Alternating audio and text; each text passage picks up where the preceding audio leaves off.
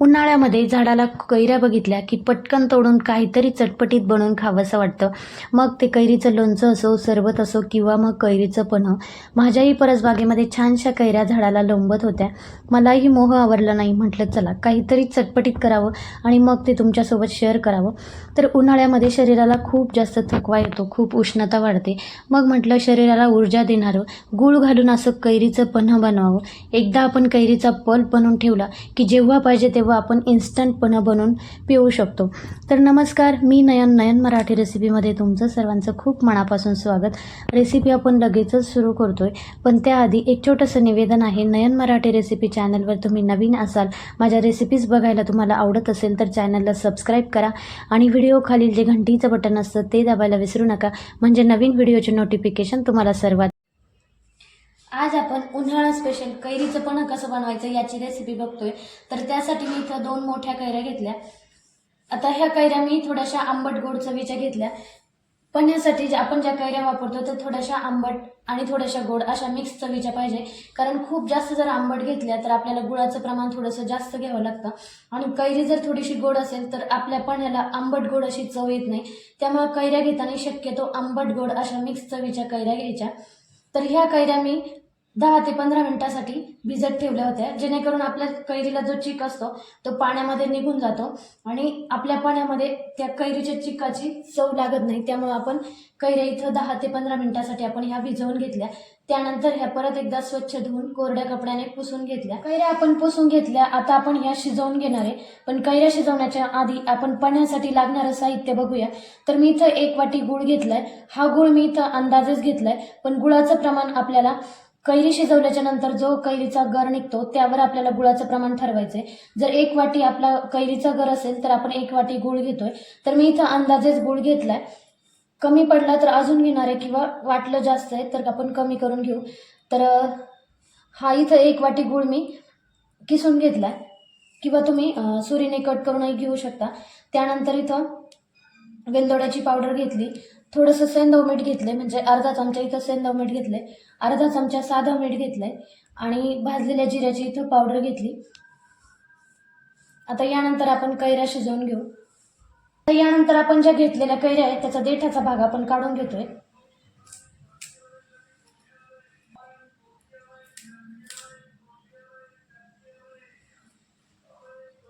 आणि कैरीला मी इथं एक असा उभा कट देऊन घेतला, म्हणजे कैरी शिजवल्याच्या नंतर आपल्याला साल काढायला सोपं जातं, म्हणून अगदी एक छोटासा इथं कट मारून घेतला. आता यानंतर आपण कैरी शिजवून घेतोय. कैऱ्या शिजवण्यासाठी मी इथं एक पॅन घेतलाय. त्यामध्ये आपण घेतलेल्या कैऱ्या टाकून घेऊ आणि साधारण ग्लासभर पाणी मी इथं घातलंय. गॅस आपण चालू केलाय. त्यानंतर आपण ह्या पॅनला झाकण लावून सुरुवातीला आपण गॅस थोडासा मोठाच ठेवतोय, म्हणजे पाणी लवकर उकळलं जातं आणि त्यानंतर गॅसच्या मध्यम आचेवर आपण 2 ते 3 शिट्ट्या याच्या करून घेतोय. कुकरच्या 3 ते 4 शिट्ट्या आपण इथं घेतल्या. गॅस आपण बंद केलाय आणि कुकर पूर्ण थंड होऊ दिला. आता आपण झाकण काढून बघू.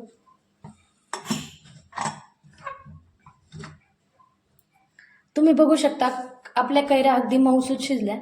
आता आपण अजून या थोड्याशा थंड करून घेणार आहे. त्यानंतर आपण यातला गर काढून घेतोय. पण शिट्ट्या करत असताना कैऱ्या जर थोड्याशा मोठ्या असेल तर एखादी शिट्टी जास्त लागू शकते किंवा जर थोड्याशा कमी आकाराच्या छोट्या कैऱ्या असेल तर एखादी शिट्टी कमी लागू शकते. तर मी इथं 4 शिट्ट्या घेतल्यात. आता आपण ह्या कैऱ्या थंड करून घेऊ. आता आपण ह्या कैऱ्या काढून घेतोय.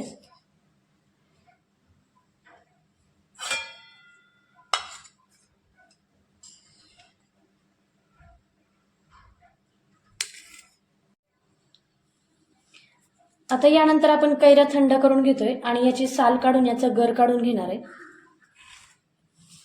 आपण कैरीला एक उभा कट देऊन घेतला होता, त्यामुळे याची साल काढायला आपल्याला सोपं झालं. तर आता आपण हे छोटा चमचा घेतलाय मी आणि यातला आपण गर काढून घेतोय.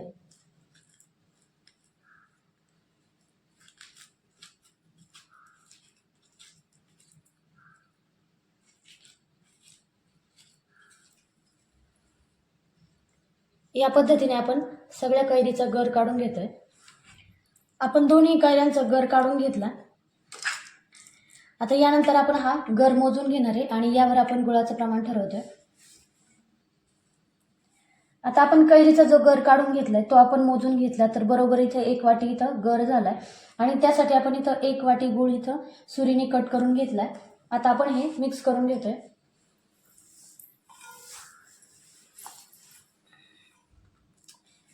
आता आपण घेतलेल्या गर या भांड्यात काढून घेऊ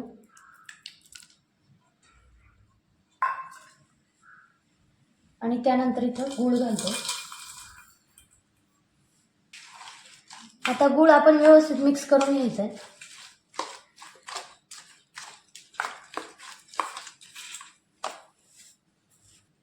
तर इथं मी 1 छोटा चमचाभर मीठ घातलंय, सेंधव मीठ, आणि आपलं रेग्युलर वापरातलं मीठ आहे, अगदी थोडंसं यात घालते आणि हे आपल्याला व्यवस्थित मिक्स करून घ्यायचं.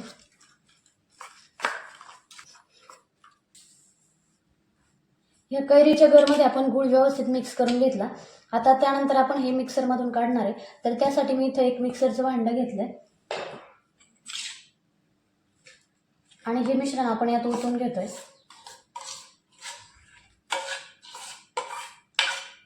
म्हणजे अगदी एकसारखं आपलं मिश्रण तयार होतं.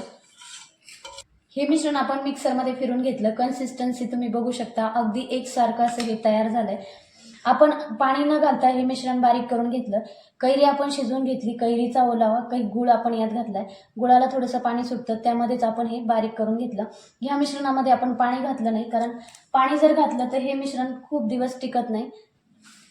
तर मिश्रण गाळण्यासाठी मी इथं खाली एक भांडं घेतलं, त्यावर पुरणाची चाळणी ठेवली आणि आपण हे मिश्रण बारीक करून घेतलंय, ते यावर टाकून घेतोय. आता हे मिश्रण आपण गाळून घेतोय. कधी कधी गुळामध्ये छोटे खडे असतात आणि काही कैऱ्यांमध्ये थोडीशी दशी असते, त्यामुळं ही पाण्यामध्ये ती तोंडात येते, त्यामुळे आपण हे गाळून घेतोय. तर घेतलेली आपण जिऱ्याची पावडर यात टाकून घेऊ. ही जिरे आपण भाजून याची पावडर करून घेतली होती. तुम्हाला आवडत असेल तर घाला, नाही घातली तरी चालेल. त्यानंतर वेलदोड्याची पावडर. वेलदोड्याची पावडर ऑप्शनल आहे, तुम्हाला पाहिजे असेल तर घाला, नाही घातली तरी चालेल. पण हे दोन्ही घातल्यामुळे आपल्या पाण्याला टेस्ट छान येते, त्यामुळे तुम्ही नक्कीच घाला. आता हे व्यवस्थित मिक्स करून घ्यायचं. आता आपल्याला पन्ह करण्यासाठी लागणारं मिश्रण तयार झालंय. आता यानंतर आपण यापासून पन्ह कसं तयार करायचं हे बघतोय. पन्ह आपण तयार करतोय तर मी इथं 2 ग्लास घेतले आणि आपण जे कैरीचं मिश्रण तयार करून घेतलं, तर पोह्याचे 2 चमचे मिश्रण मी यात घालते.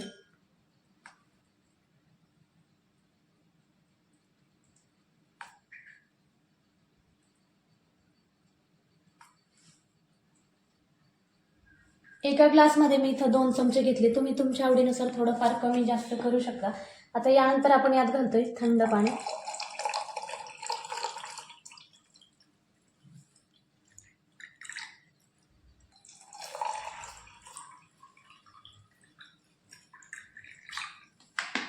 त्याला मिक्स करून घ्यायचंय.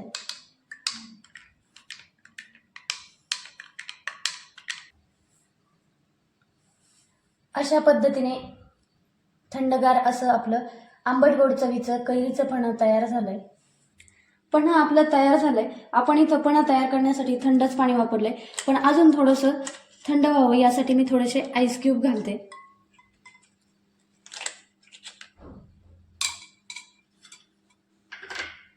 त्यानंतर तुम्हाला जर आवडत असेल तर पुदिन्याची पानं थोडीशी कुस्करून यात घालायची.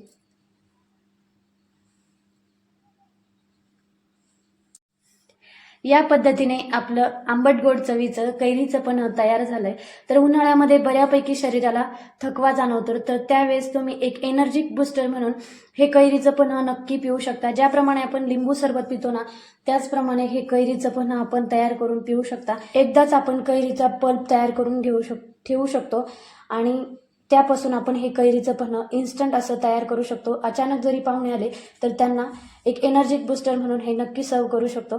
तर ह्या उन्हाळ्यामध्ये तुम्ही नक्की ट्राय करा, तुम्हाला नक्कीच आवडेल. आणि आवडल्यास एक लाईक करायला विसरू नका. पुन्हा भेटूया अशाच एका मस्त रेसिपीमध्ये. तोपर्यंत धन्यवाद.